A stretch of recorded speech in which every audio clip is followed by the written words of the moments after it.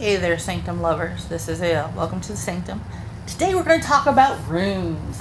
Runes. Sorry. I actually love runes. Runes are Norse way of writing. They are spellbinders. They are the work that seeders do to bring forth magic.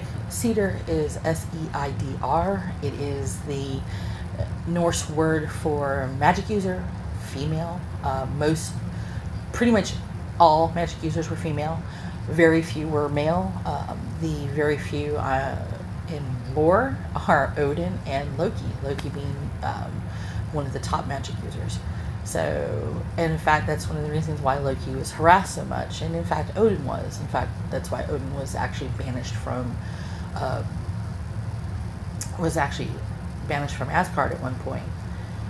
Was because of the fact that he delved into women's work, magic. So did madly mad stuff, fighting and whatever. So let's talk runes. As you can tell, I am a wee bit versed upon mythology, and I love mythology. Runes actually were one of my first things I did. I actually have sets of runes. I have a wooden set. I have a set a friend made for me, which I'm not showing you here today for various reasons. I actually have a deck of rune cards that I don't have with me right now, but I'll bring those out, that were given to me that actually have the rune and actually have the meanings on the cards. They're cool as all get out. But I wanted to just show you this particular deck. This deck is by Los Skirbo. Has the cutout. It has a ribbon inside, so it's actually like the most awesome thing part about it. There are 24 cards. Of course, it's in more than one language, just like all of the Los Skirbo decks are. Oops, sorry about that deck. The nice thing about this is embossed. When I first got this deck, I was like, mine. One thing about rune cards versus the actual runes themselves, I like rune cards. I love them because of the fact that they do actually make me feel a little bit better in regards to different things. Now, the book itself comes in multiple languages. It does go into the artwork is done by Cosimo Musio. The cards are by Bianca Luna. She talks about how long she's been using runes. She talks about how to use them for meditation, what different keywords are, and then she goes into each rune. Now, the book with this book is she does not show you the card themselves. She just goes in order from Fehu to Uruz. She tells you what the keyword is, the associations, the images, the runic inspiration, a suggestion for meditation, and what the power is. Rado, Kanaz, Gebo, Unjo, Hagaluz, Nothis, Isa, which is ice, by the way, which I always remember whenever I see Isa, I always automatically think of Loki. Go figure, frost giant. I wanted to then show you the cards. Now, the back of the cards, which I think are the most awesome things, is that you turn it this way and it looks one way. You turn it this way and it still has that same similar look, but different. So let's talk the cards. Now, the cards are only 24 in number, and you're like, what? What do you mean only 24? Well, okay. A lot of places include a blank rune for what they call the Odin rune. That doesn't exist in actual runes. Okay, so be warned ahead of time. No, just no. I will use one that has a blank rune every so often as the Odin rune as like a capture rune. I use that with spell work, but that's a whole different ball game. Okay. So this is Pertho. And I love how they include the drawing, and then on the drawing you can find the rune in the drawing to give you an idea of what it is. And a ruse.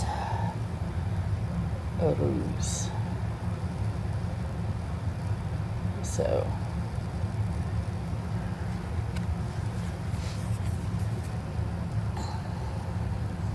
manus. Or manas, as some people say. That's man.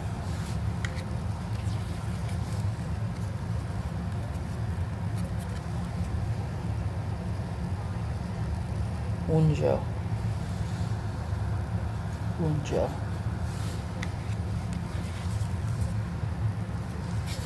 Dages. Now here's the fun thing about some runes. Some runes are exactly the same right side up as they are upside down. So they don't have a reverse meaning. So Ingus. So that's one of the interesting things about runes. So I'm gonna pick a rune. What do we need to know in regards to upcoming month of November? Since we're halfway through, at least halfway, almost through October. What do we need to know for the rest of October and through November? What is the information we need to know most of all?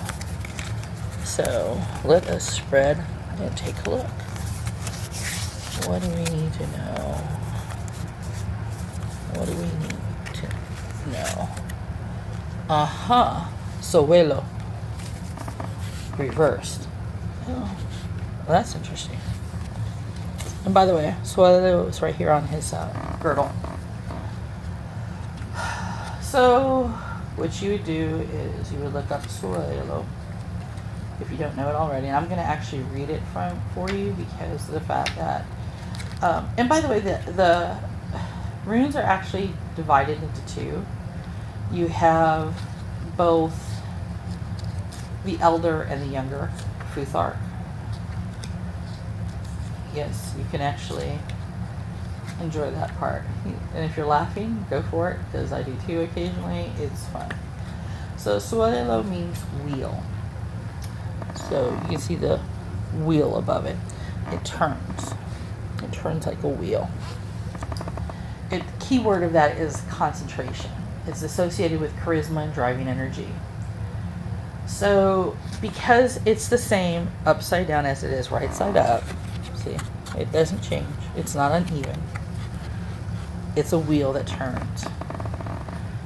It's an image of a young man with a seemingly delicate movement tames a huge dragon as if by sheer force of mind. Everything can be achieved as long as you use the right tools in your awareness. The card invites you to channel your forces and funnel them toward a single goal. Mind and heart must become allies because within their union lies true power. The card furthermore symbolizes a lucky moment. Now that events are favorable, we must not rest on our laurels, but act with all of our concentration. The power of the rune Suelo helps to shed light on our wishes and focus on our goals. So as we get through the rest of October and into November, we need to realize that our goals are focusing. We do have light ahead of the tunnel. Things are coming to fruition. So we need to focus on that. What do we need to look at? What do we need to take into consideration? That is going to be important to us. That is giving us true power, taking the heart and mind, using that energy to subdue a dragon, to do the stuff that's been giving us hard work, hard troubles. We've got this. You've got this. We can do it. So